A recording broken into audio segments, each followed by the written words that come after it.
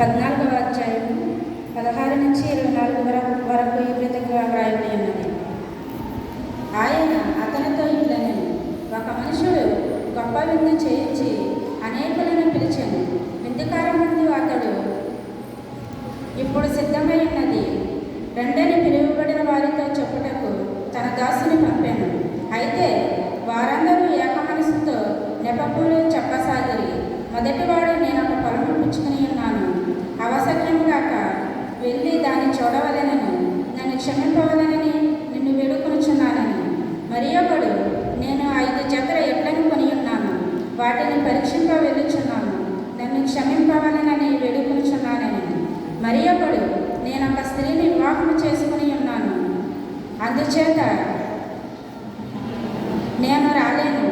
అప్పుడు ఆ దాసుడు తిరిగి వచ్చి ఈ మాటలు తన యజమానికి తెలియజేయగా, ఆ ఇంటి యజమానుడు కోపపడి, నీవు త్వరగా పట్టణము వీధులోనికి సందులలోనికి వెళ్ళి పేదలను, అంగహీనులను, పుట్టివారిని, గుడ్డివారిని ఇక్కడికి తోడుకుని రమ్మని ఆ దాసునితో చెప్పాను.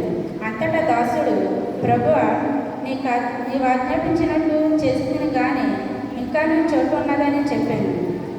అందుకు యాజకుడు, నా ఇల్లు నిండినట్లు నీవు రాజమార్గంలోనికి కంచెలలోనికి వెళ్ళి లోపలికి వచ్చేటప్పుడు అక్కడి వారిని బలవంతము చేయము. ఎలయనగా పిలువబడిన ఆ మనుషులలో ఒకడును నా విందు రుచి చూడాలని నీతో చెప్పుచున్నానని. కొద్దివరకు దేవుడు తెచ్చుదాం.